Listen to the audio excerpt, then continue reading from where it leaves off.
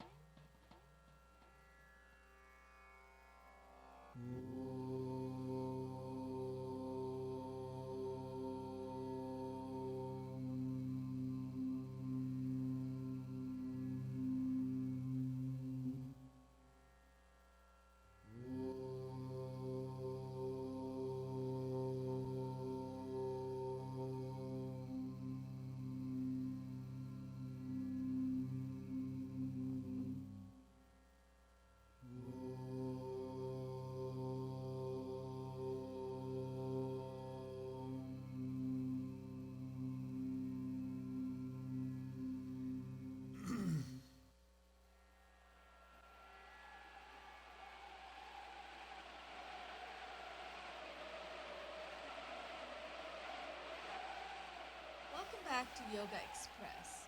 My name is Banu Suresh. I'm your host for this program. As we promised you last week, the last time we were here in the studios, I had requested Harinam Singh Khalsa to come back into the studio because we were really on a roll. We were talking about enslavement, the five qualities. Actually, Harinam will say that much better than I will.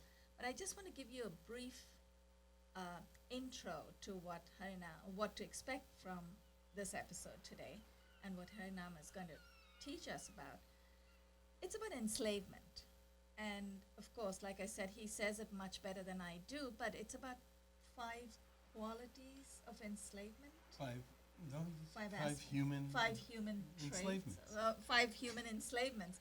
And it's about finding your freedom in in the midst of all that's happening around us. And Harinam is the ideal person to teach us those techniques because I think it would be safe to say you had a wonderful criminal law career right here in New York, and you found your freedom doing what you do best. You are a spiritual counselor, you do such a great job, and we're really lucky to have you back on the show here, Harinam. So let me not let me not forget, first of all, I want to thank my crew, Vita Fraga, thank you so much. In our control room, our director, Vita Fraga, is assisted by Lucas Veloso. Lucas, thank you so much for being there. And Malik Parker is responsible for the studio lights, the setup, everything that makes us look good over here, in here. Harinam had started on a theme, and I'm going to have him take today's topic away. We shall continue where we left the last time we were with you, with Harinam, and all of you watching us. You were talking about the five enslavements, Harinam. Shall we also give them a little bit of intro into? This is going to be a series, right? Yes, yes. Okay, great. Very So, short series. how do we? Well, where do as we I go from as we here? said in the beginning, if you missed it, it's not very complicated. We're really kind of starting from the place of what's the purpose of life, and we're taking the stand that the purpose of life is liberation while you're still yet alive, and that if the purpose of life is liberation, then the opposite side to that is the reason we're not liberated is that to one extent or other we're all enslaved. That's why we're here. Very simple. Okay, so many of the great sages in the world have pretty much said the same things, that we all have these human weaknesses and tendencies that are holding us back from having a totally fulfilling life while here, and ultimately obtaining life's purpose. And those would be these 5 human enslavements that we somehow have to break free of if we're going to be truly free, right? And again, those would be anger, lust, pride, greed, and attachment. Okay. Anger, lust, Okay, pride. okay, and those are your 5 basic human weaknesses that have to be overcome if you're going to ultimately attain life purpose and live a satisfying life. It holds you Right. back if you don't. So, last time we talked about anger, and this time I'll talk about greed. And because people talk about it, but I wanted to speak specifically of what greed is. So we would define greed then as the ego. We talk about the ego, Right. not so much in a psychological way, but the ego is your individualized self, not your like selfless self. It's your individualized, encapsulated self as a human being. It's not a good or bad thing. It's just your individual identity. So it has tendencies. So one tendency is that it has vulnerability towards anger, but it also has a vulnerability towards greed. And everybody is different. Some people have more of a tendency to one than the other. Right. Okay, so some people may be a little more angry, a little less greedy, others a little more greedy, a little less lustful. I mean, Right. Okay, so the second one, now this tendency towards greed is the ego's, basically I'll define it as the ego's tendency for insatiable, it's like an insatiable hunger for possession and control. Okay, and it would manifest itself in stuff like money, power, and recognition, fame. Fame, power, and money. Those not are just your tangible. those are your 3 basic greeds to one extent or other. And it doesn't make person good or bad. It's just that the ego has like a weakness in those directions because of we were talking about this during the break. Is that they're all pleasurable. It's not because they feel bad. It's because they feel pleasurable. So people, they have money. They like feeling it, or now they're famous, and everybody, hey, look at me. So So comfort food. yeah. Well, it's more like it's actually the more it can even be euphoric, Right. not just comfortable, euphoric. And so what also happens is that when you have it, it's insatiable. Right. That's the human Never weakness, enough. is that if you have money, you want more money. If you have power, you want more power. If you have fame, you want more fame. And so it's this insatiable need and hunger for this that is a human weakness. And it actually feels fairly euphoric if it's validated. And then it even would push towards narcissism. Because if you keep getting what you want, you start actually believing it's endless and forever. Of course, if you don't get what you want, Right. then it's actually very difficult. And you lose your sense of identity because you start identifying with these things as your identity, but we were talking during the break, they're all impermanent, so that has to be faced one way or the other. How does it how is it helpful, how is it not? Because we talked about anger this way. How is it helpful, how is it not? Well, obviously, it's on a spiritual level, it's not helpful in that if you're looking for personal and spiritual development, ultimately, you would want to be seeing yourself as being timeless and limitless. And this greed has to do with these issues of Maya and materialism. Right. That people, if a person's seeking liberation, and again, I'm not saying it's good or bad. I'm just saying if you're seeking liberation, if your attention is always towards things that are material and temporary in nature, that will kind of get your attention off what's permanent. Can hold us back. Right, and it will hold you back from liberation. So Right. even as you go, wow, life is great. Oh, I've got all this money. I got all this fame. I'm beautiful and I'm rich. And but it's not going to last. And the danger is that your whole life your attention is over there, and you've never really developed a relationship with yourself, Wow. with your true self. That's So it's a distraction. Okay. Right. So now, where it would be helpful is like, I would call this healthy greed, which, especially on the path I walk, ambition is a good thing, not a bad thing. The question is, ambition for what? Right. Ambition itself is passion, and that is not necessarily a negative thing. It's a good thing if you're passionate and you're greedy for liberation, if you're on a spiritual path. Got So it. you have a greed, but the greed is basically to serve humanity. You have a greed to be the best person you can. You have a greed to feel one with God, and you'll do anything to do it. And I've experienced that in my life. I'm a very greedy person. I'm very ambitious, but that ambition is for wisdom and for liberation. So there's a positive. So there's a positive element to it if you take advantage of it, but most people never see that. They're kind of blinded by it. Right. And so that's the thing. So now, and again, how do you deal with it? We were talking about this with anger. So greed can enslave you.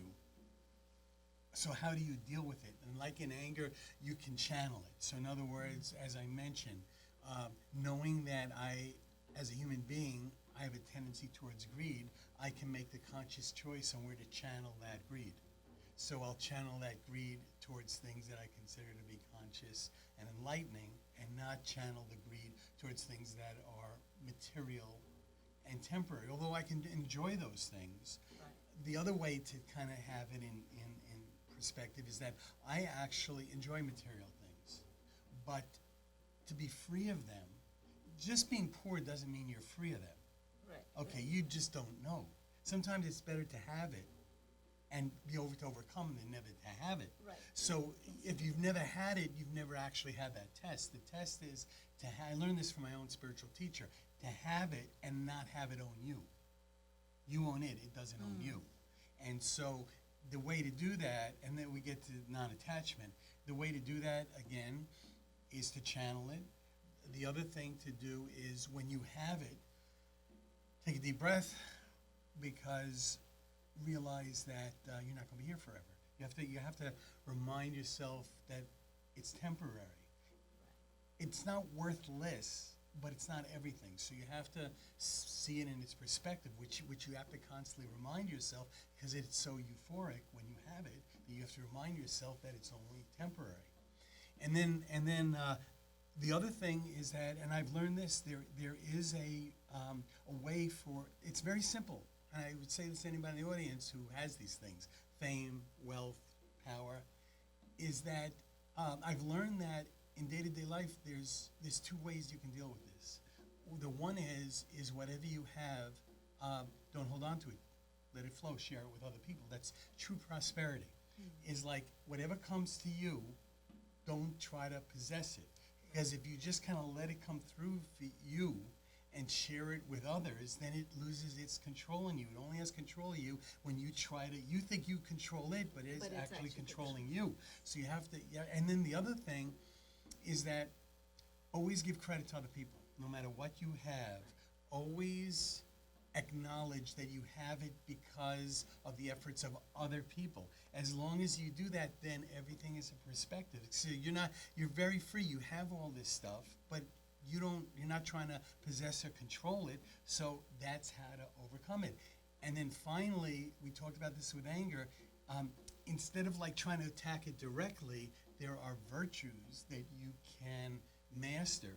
And the mastery of these virtues will actually neutralize the enslavement that this aspect of your ego has. So for instance, if you're trying to deal with greed, instead of trying to I'm not going to be greedy, it's a better strategy to develop your virtue of generosity and humility. And humility is, well, ultimately it's by thy grace. And secondly, it's with the help that I got from fellow human beings. So it's by the grace of God and by the help of other people. Anything I have was actually given to me by other people. It's not because of me, it's because of other people. And then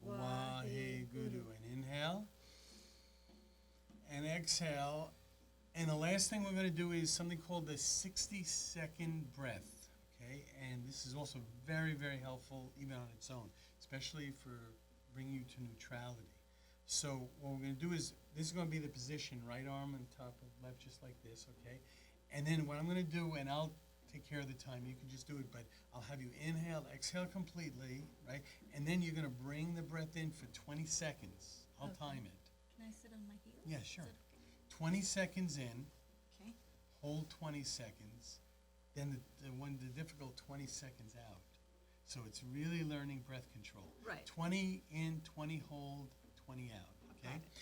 So, and I'll follow it, so you can just keep your eyes shut and follow it. Okay, so inhale deep. Exhale completely. Okay, out, out, out, out, out. Okay, very slowly inhale, 20 seconds.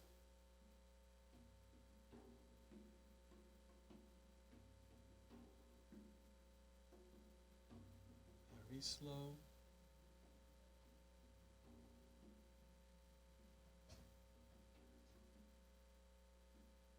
Hold.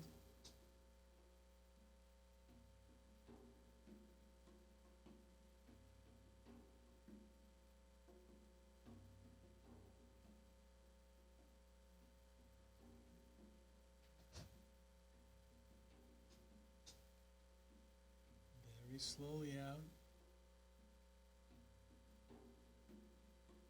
Slow, slow, slow, slow. Slow.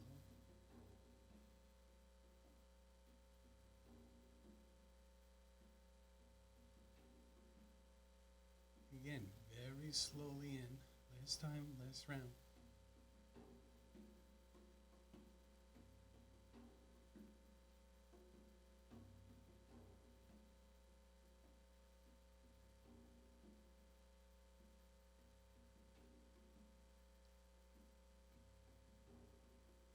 Hold. Keep holding.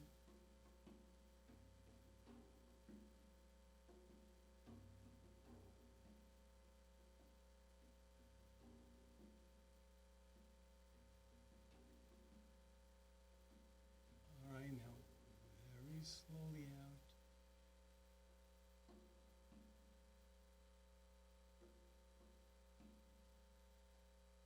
Almost there, another 10 seconds. Almost there.